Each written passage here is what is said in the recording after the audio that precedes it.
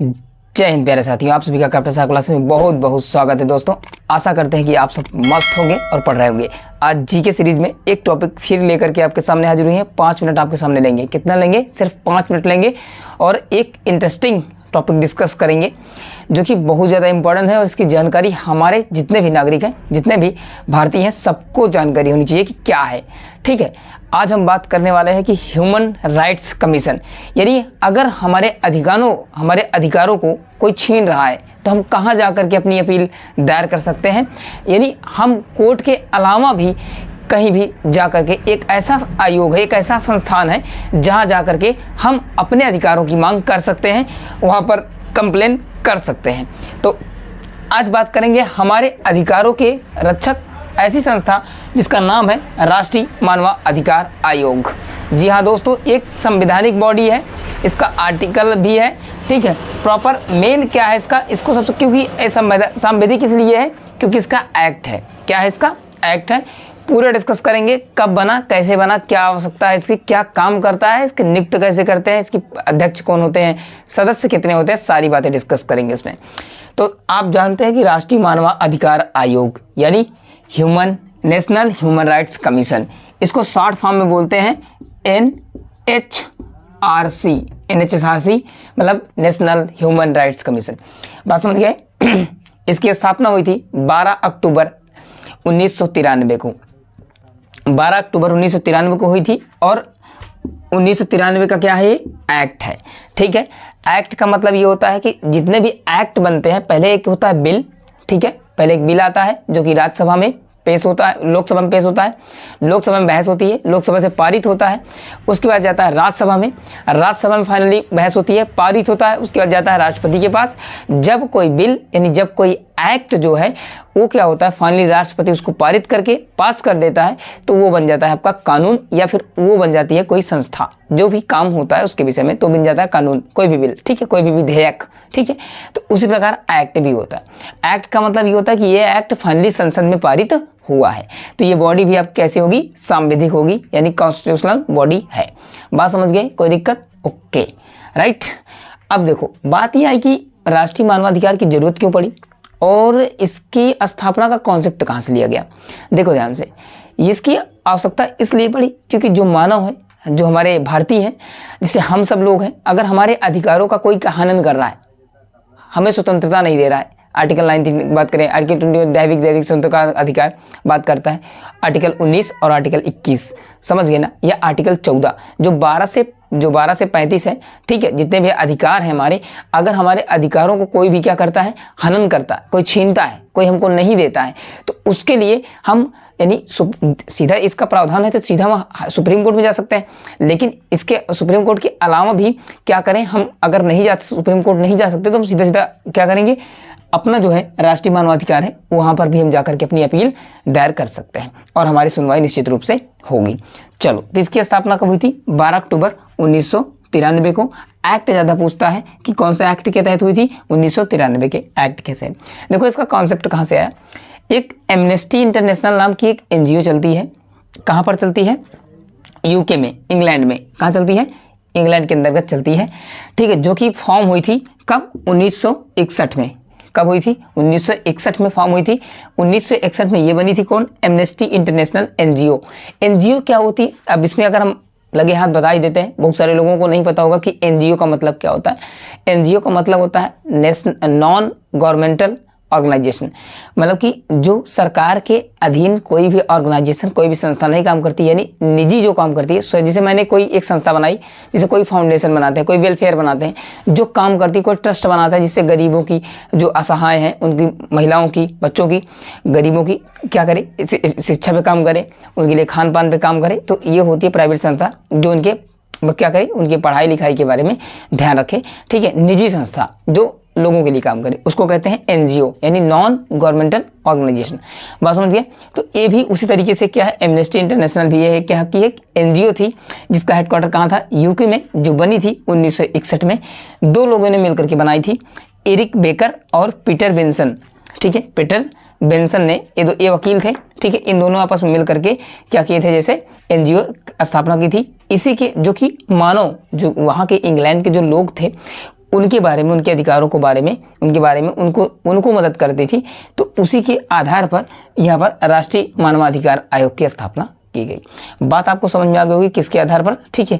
तो Eric baker और Peter Benson ये वकील थे, ये दोनों ने मिल करके 1961 में ये एमनेस्टी इंटरनेशनल एनजीओ की स्थापना की, जिसके तहत जो जिसके फॉर्म में, जिसके आधार पर हम नेशनल ह्यूमन राइट्स कमीशन की स्थापना की। ये हमारे भारतीय जितने भी हैं, हम सब जितने भी हैं, हमारे अधिकारों की क्या करता है, ये रक्षा करता है। बात समझ गए। अब हम बात करते हैं कि ये जो आपका था, ठीक है, राइट्स कमीशन है आपका, एनएचआरसी है, इसके बारे में, इसके अध्यक्ष कौन है, वर्तमान में कौन है, पहले कौन थे, ठीक है, इसके काम क्या हैं। काम तो से आपको समझ में आ ही गया होगा, क्या क्या चीज़ें हैं इसके विषय में हमने चर्चा कर दी। चलो अगर हम बात करें, जैसे अगर हम बात करें, ठीक है, इसके सबसे पहले नंबर तो अध्यक्ष कौन है, पहले अध्यक्ष कौन थे और वर्तमान में अध्यक्ष कौन है। तो अगर इसकी हम बात करें तो प्रथम अध्यक्ष जो है, ठीक है, प्रथम अध्यक्ष अभी कौन है, पहले कौन थे, रंगनाथ, कौन थे, रंगनाथ मिश्र थे, ठीक है, प्रथम। और अभी वर्तमान में कौन है,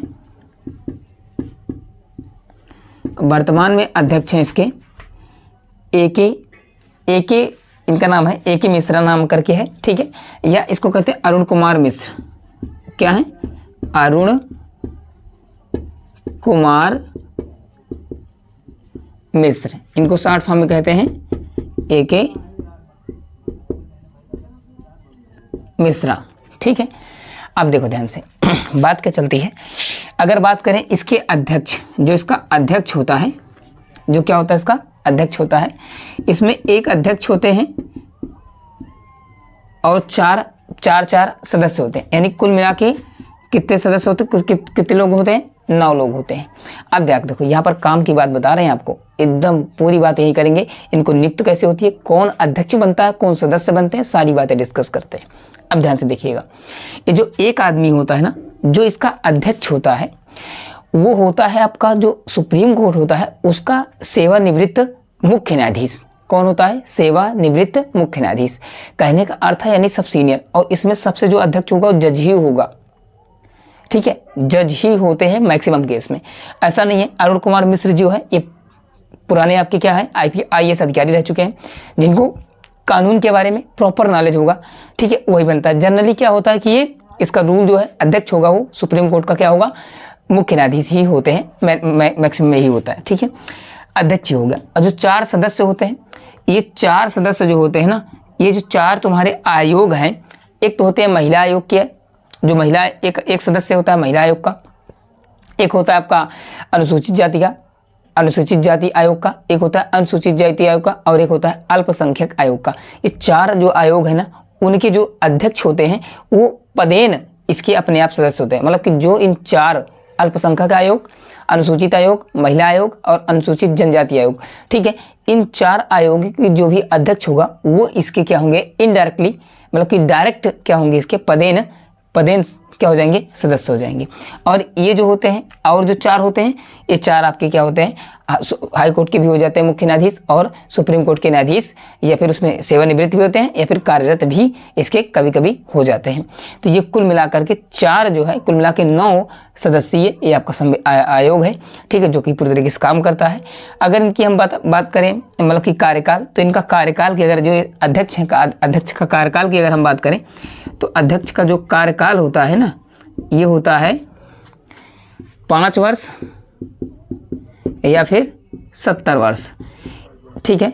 70 वर्ष का मतलब ये है कि अगर उनकी एज 70 साल जब पूरी हो जाएगी, चाहे उनका 5 साल पूरा हुआ होगा चाहे नहीं, अगर उनकी एज 70 साल हो गई तब भी वो रिटायर्ड हो जाएंगे, या फिर अगर उनकी 70 साल एज पूरी नहीं हुई है, उससे पहले 5 साल पूरा हो गया तब भी उनको रिटायर्ड कर दिया जाएगा। यानी कहने का अर्थ ये है कि चाहे 5 साल पूरा हो जाएंगे तब रिटायर्ड हो जाएंगे, या फिर उनकी एज 70 साल हो जाएगी तब रिटायर्ड हो जाएंगे।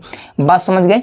तो राष्ट्रीय आयोग जो आपका राष्ट्रीय मानवाधिकार आयोग है, इसके बारे में हमने पूरा चर्चा कर दी, ठीक है। इनका कैसे नियुक्ति होती है, काम क्या होता है, क्या यही चीज़ें हैं, ठीक है, यही सारी चीज़ें हैं। ये हमारे बेसिक अधिकारों को क्या करता है, सुरक्षित रखता है। अगर कोई मुद्दा उठता है तो ये क्या करता है, इसका अधिकार ये भी है कि अगर सुप्रीम कोर्ट ने कोई कोई कोर्ट है, चाहे डिस्ट्रिक्ट कोर्ट हो, चाहे आपका हाई कोर्ट हो, सुप्रीम कोर्ट भी हो अगर आपका, तो बेसिकली सुप्रीम कोर्ट से थोड़ा सा अलग होता है। जैसे मामला कोई क्रैश कर दिया, निलंबित कर दिया, ठीक है, लंबित कर दिया, प्रोसीडिंग में डाल दिया, काम नहीं हो रहा, तो आप इसमें आप अपनी अपील दायर कर सकते हैं मानवाधिकार। तो ये भी क्या करेगा, उसको तुरंत अपना क्या करेगा, देखरेख में करेगा।